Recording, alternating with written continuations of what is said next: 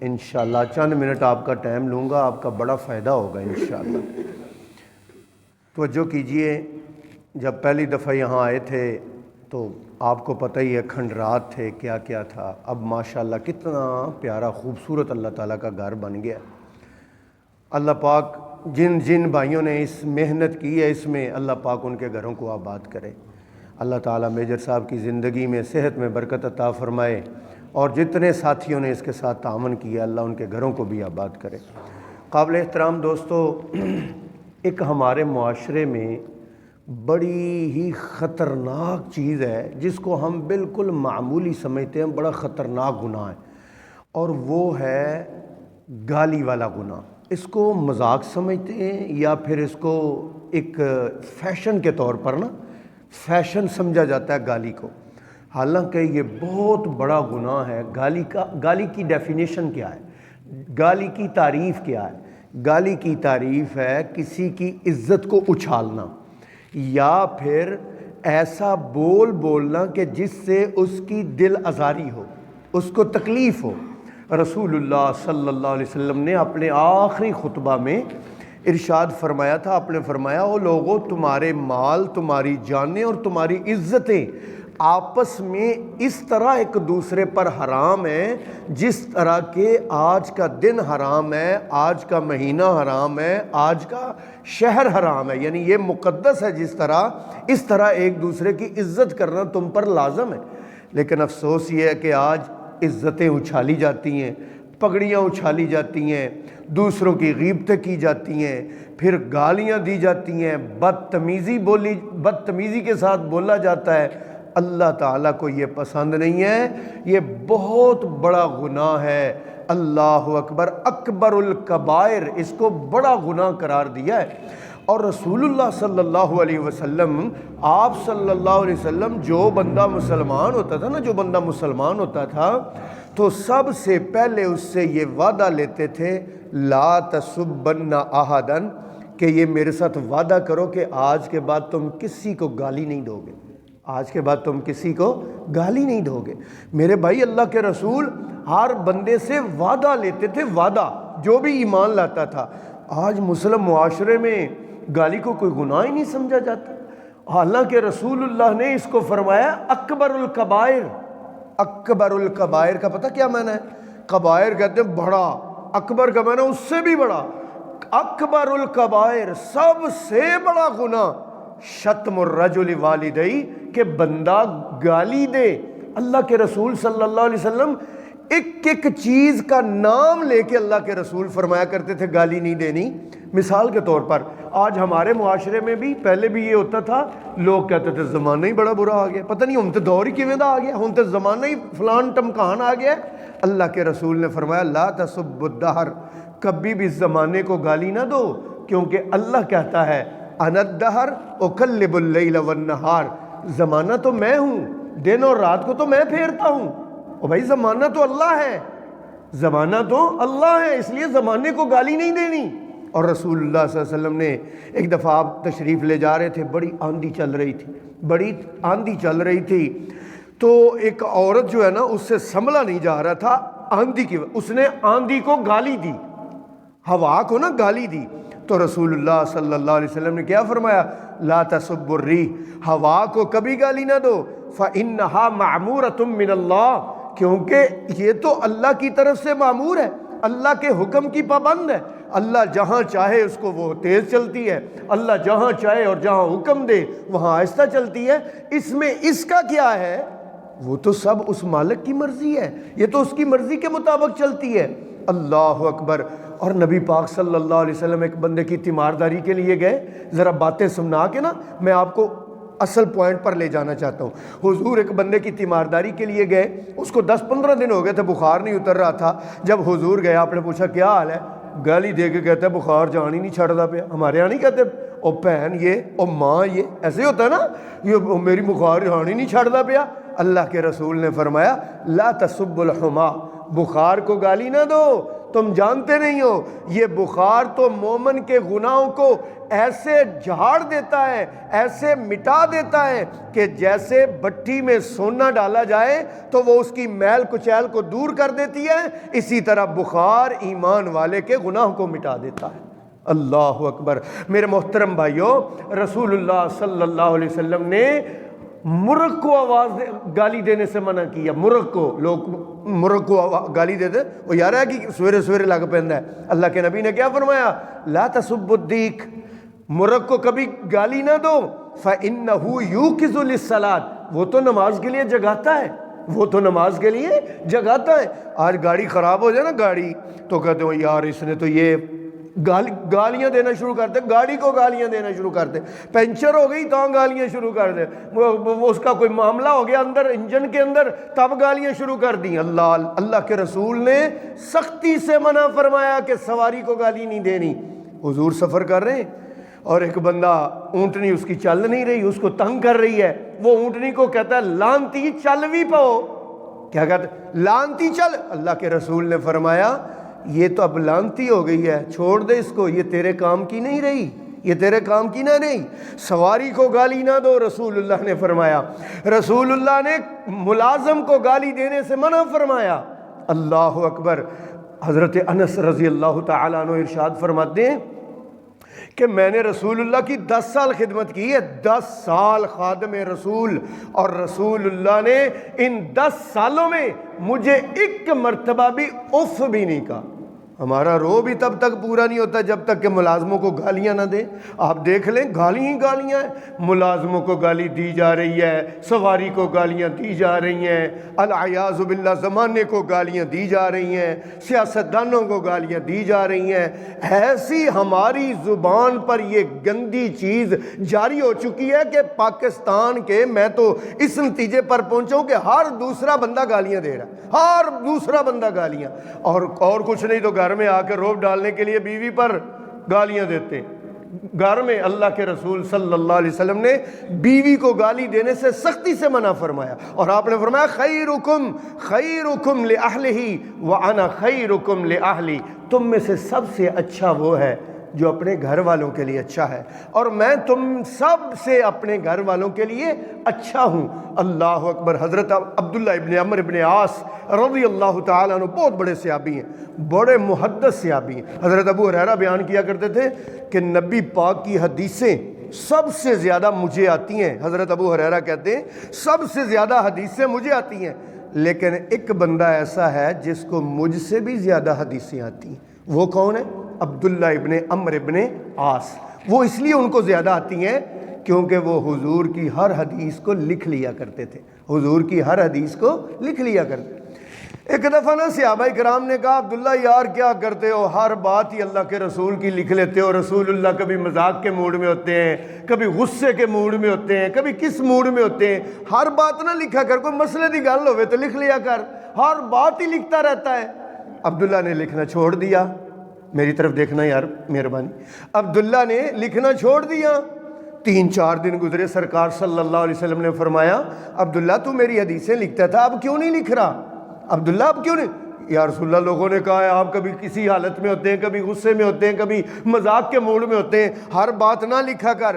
حضور نے کیا فرمایا؟ میری طرف دیکھنا، آپ نے فرمایا اکتب واللہ ما یخرج منہ الا الحق، اے عبداللہ ہر بات لکھا کر، میں جس بھی موڈ میں ہوں اللہ کی قسم اس منہ سے سچ کے سوا کچھ نہیں نکلتا۔ اللہ اکبر، اللہ اکبر۔ یہ عبداللہ ابن عمرو ابن عاص اپنی پھپھو کے گھر گئے، اپنی پھپھو نے ملازمہ کو کہا کہ جاؤ کوئی چیز لے کے آؤ، مہمان میرا بھتیجا آیا ہے۔ آدھا پونا گھنٹہ گزر گیا، پھپھو نے کیا اور بد کردار عورت جلدی آ جا۔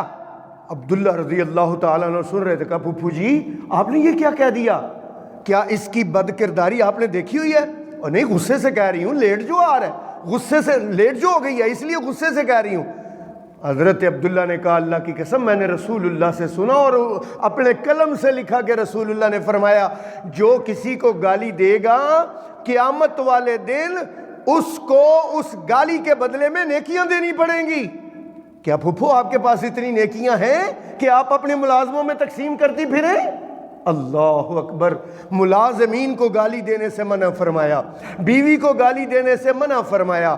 آپ نے فرمایا لا تسبوا الاموات, مردوں کو گالیاں نہ دو, فإنہم افضوا بما عملوا, جو انہوں نے عمل کیا اس کا بدلہ انہوں نے پا لیا. تم کیوں آج دیکھتے نہیں ہمارے معاشرے میں ضیاء لکھ نو گالیاں, پٹھوں نو گالیاں, اور کچھ نہیں تے یزید نو گالیاں. او بھائی یزید مر گیا, اس کا معاملہ اللہ کے ساتھ ہے.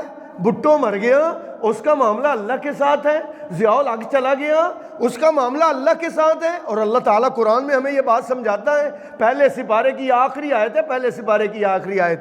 اللہ کیا فرماتے ہیں؟ تلک امۃ قد خلت لہا ما کسبت ولکم ما کسبتم. تلک امۃ, یہ ایسے لوگ ہیں, یہ ایسے لوگ ہیں, قد خلت, جو گزر چکے. قد خلت کا کیا معنی؟ جو گزر چکے. لہا ما کسبت, ان کو وہ ملے گا جو وہ کرتے رہے.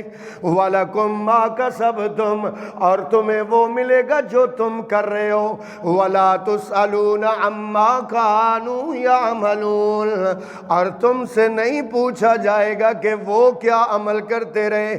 مجھ سے یا آپ سے یزید کے بارے میں سوال کوئی نہیں ہونا, آپ سے اور مجھ سے بھٹو کے بارے میں سوال کوئی نہیں ہونا. جتنے اس دنیا سے فوت ہو گئے, آپ سے اور مجھ سے ان کے بارے میں نہیں پوچھنا جانا کہ وہ کیا کرتے رہے. ہم سے ہمارے کیے ہوئے کا پوچھا جائے گا. اس لیے نبی پاک نے فرمایا لا تسبوا الاموات, مردوں کو گالیاں نہ دیا کرو. فإنہم افضوا بما عملوا, جو انہوں نے عمل کیے اس کا بدلہ وہ اللہ کے پاس پا لیں گے. رسول پاک صلی اللہ علیہ وسلم نے فرمایا اس دنیا میں سب سے بڑا گناہگار وہ بندہ ہے جو اپنے ماں باپ کو گالی دیتا ہے. یا رسول اللہ, کون بدبخت ہے جو اپنے ماں باپ کو گالی دے گا؟ کوئی بھی اپنے ماں باپ کو گالی نہیں دیتا. آپ نے فرمایا جو کسی کی ماں کو گالی دیتا ہے, جو کسی کی بہن کو گالی دیتا ہے, وہ در حقیقت سبب بنتا ہے اپنی ماں کو گالی دلانے کا, اپنی بہن کو گالی دلانے کا. اس لیے تم اگر کسی کی ماں کو گالی دو گے تو وہ تمہاری ماں کو گالی دے گا. اس لیے اللہ کے نبی نے فرمایا اکبر الکبائر شتم الرجل والدیہ, سب سے بڑا گناہ یہ ہے کہ بندہ اپنے ماں باپ کے لیے گالی کا سبب بنے. اللہ اکبر. میرے محترم بھائیو, یہ گالی دینے سے اللہ کے رسول نے منع کیا. نام لے لے کے آپ نے فرمایا زمانے کو گالی نہیں دینی. آپ صلی اللہ علیہ وسلم نے فرمایا ہوا کو گالی نہیں دینی, بخار کو گالی نہیں دینی, ملازم کو گالی نہیں دینی, سواری کو گالی نہیں دینی, بیوی کو گالی نہیں دینی. اللہ اکبر. ملازم کو گالی نہیں دینی, ماں جو فوت ہو گیا اس کو گالی نہیں دینی, اپنے والدین کو گالی نہیں دینی. اللہ اکبر. گالی کیوں نہیں دینی؟ یہ گالی اتنا بڑا جرم ہے. نبی پاک نے فرمایا ایک بندہ اتنے نیک اعمال کرتا ہے کہ اس کے اور جنت کے درمیان صرف ایک بالشت کا فاصلہ رہ جاتا ہے, ایک بالشت کا. پھر نبی پاک فرماتے ہیں وہ زبان سے ایسا جملہ کہتا ہے, زبان سے ایسا جملہ کہتا ہے کہ وہ جہنم کے گڑھوں میں جا گرتا ہے. جنت کے اتنا قریب ہونے کے بعد یہ زبان سے نکلے ہوئے الفاظ بڑی وقت رکھتے ہیں, بڑی اہمیت رکھتے ہیں. اسی لیے سمجھدار لوگ کہتے ہیں 1000 بار تولو اور ایک بار بولو. اور نبی پاک نے فرمایا, آپ نے فرمایا رحم اللہ امرأً قال خیرا او صمدا.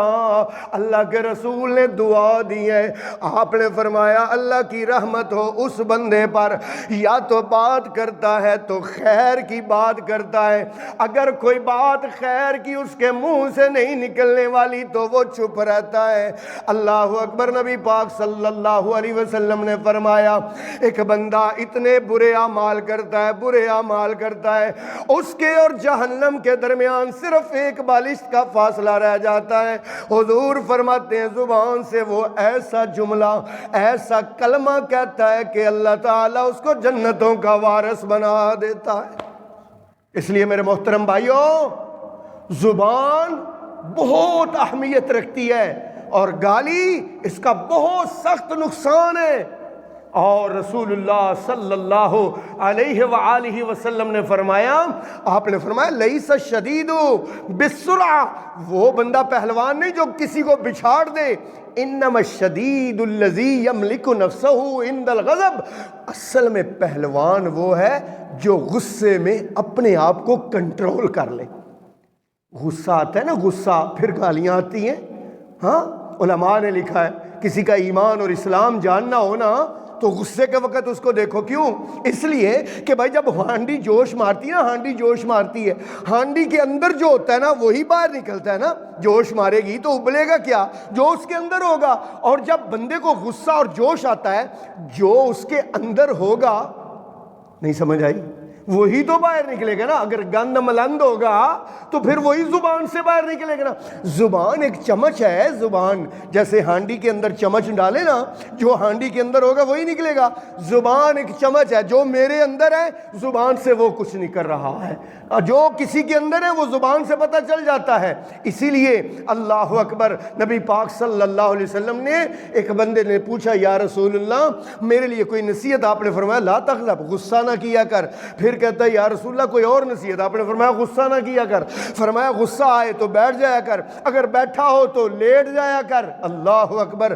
اور اللہ تعالیٰ نے قرآن میں کیا فرمایا، توجہ کرنا، اللہ پاک کیا فرماتے ہیں؟ اللہ کا قرآن سنو، ایمان تازہ کرو۔ اللہ کیا فرماتے ہیں؟ والذین ينفقون فی السراء والضراء والکاظمین الغیظ والعافین عن الناس واللہ یحب المحسنین۔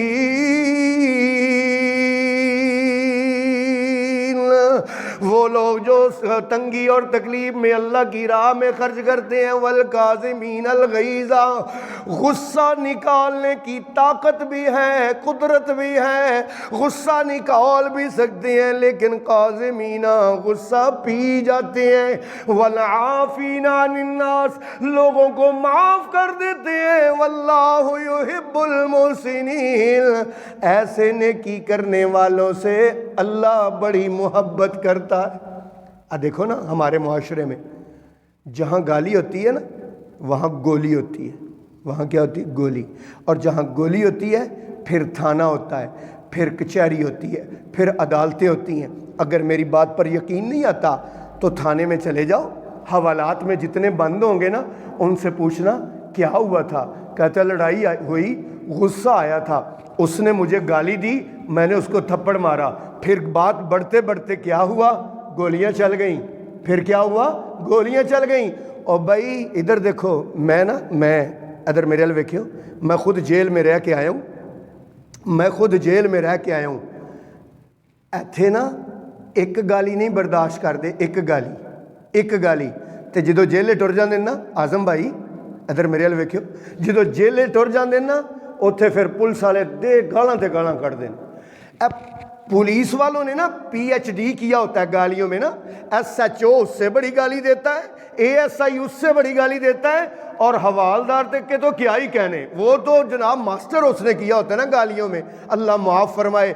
اور پھر یہ اتنی بری لت پڑ گئی ہمارے معاشرے میں، آپ یہاں سے گزریں، یہاں گلی سے گزرتے جائیں، صرف آپ نا 10 منٹ واک کریں، جتنے گلی کے بچے ہوں گے نا ایک دوسرے کو گالیاں دے رہے ہوں گے۔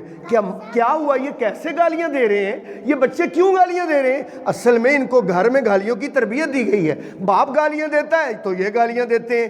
بھائی مدرسے میں گالیاں نہیں سکھائی جاتی، اسکول میں گالیاں نہیں سکھائی جاتی، ان بچوں کو کون گالیاں سکھاتا ہے؟ یہ گھروں میں سیکھتے ہیں۔ اس لیے اللہ کے رسول صلی اللہ علیہ وآلہ وسلم نے فرمایا کہ غصے پر قابو کرو اور گالی سے بچو۔ اور رسول اللہ صلی اللہ علیہ وسلم کا فرمان سنیے، اللہ کے نبی نے فرمایا آیت المنافق ثلاث، منافق کی 3 نشانیاں ہیں۔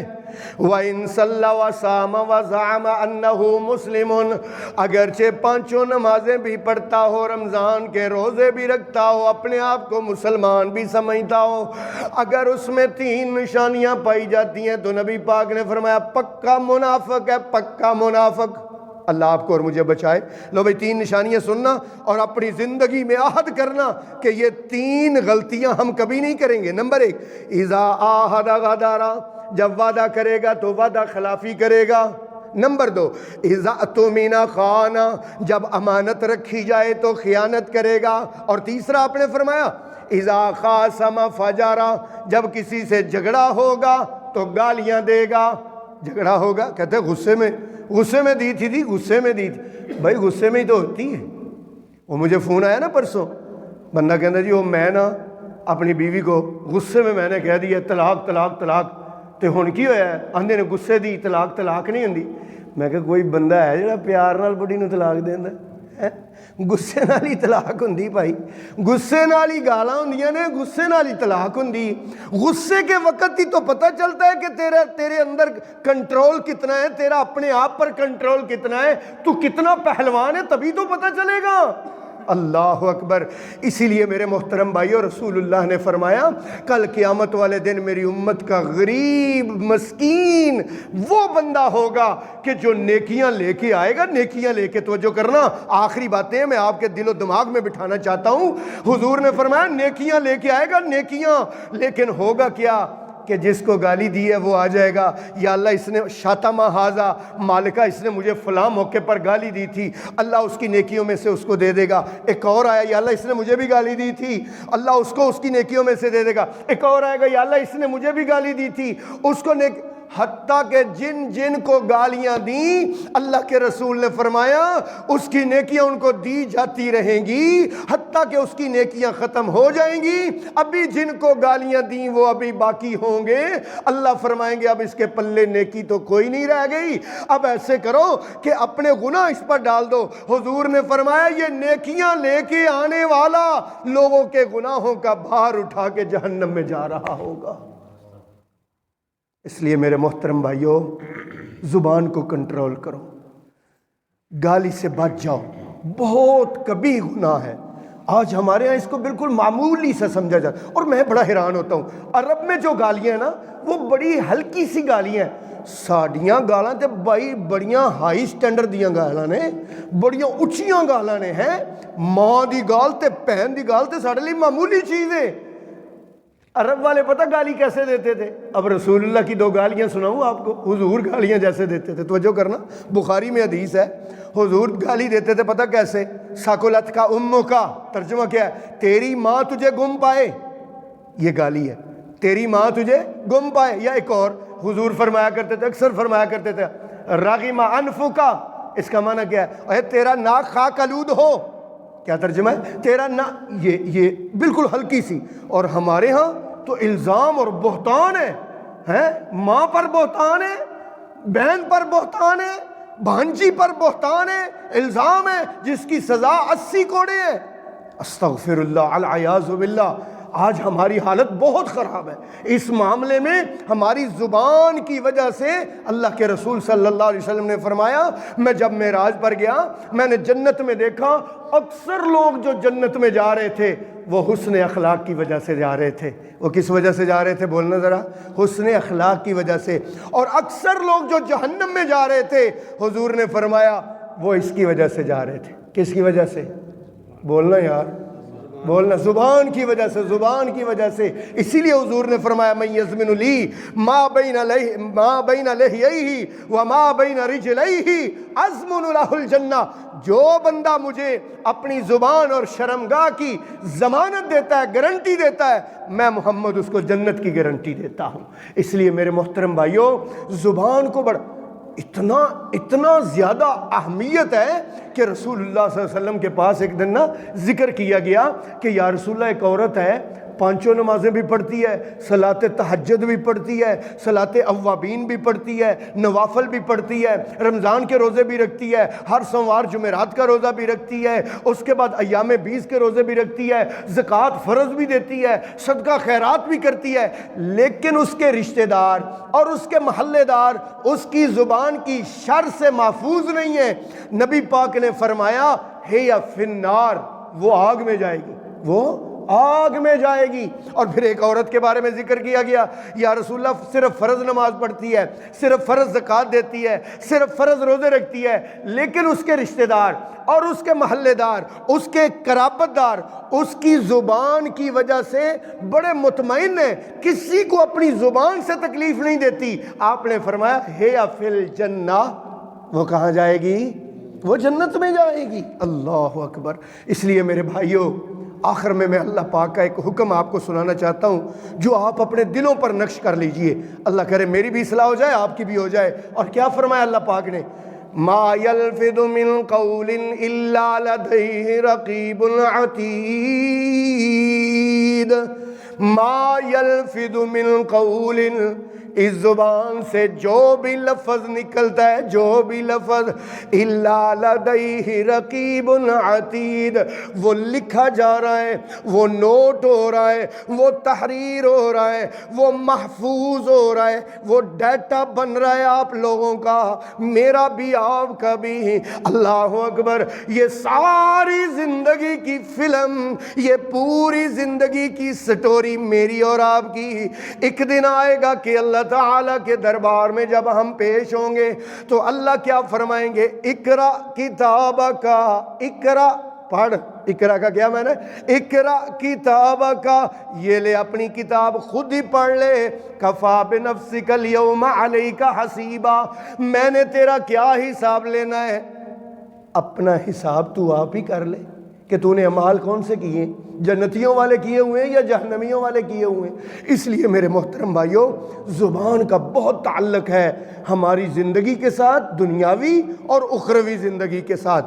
لڑائیاں اس زبان سے شروع ہوتی ہیں اور آخرت میں تباہی اس زبان۔ کیوں؟ یہ اتنا کبیرہ گناہ ہے گالی دینا، اگر بندہ توبہ کے بغیر مر گیا تو اس کی آخرت تباہ ہو جائے گی۔ جیسے زنا اور بدکرداری کبیرہ گناہ ہے، توبہ کے بغیر مر گیا تو آخرت تباہ، اسی طرح گالی اتنا بڑا گناہ ہے، اگر بغیر توبہ کے مارا گیا، بندہ مر گیا تو سمجھ لو کہ اس کی آخرت تباہ ہو گئی۔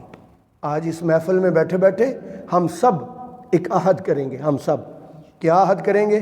کہ آج کے بعد کسی کو گالی نہیں دیں گے۔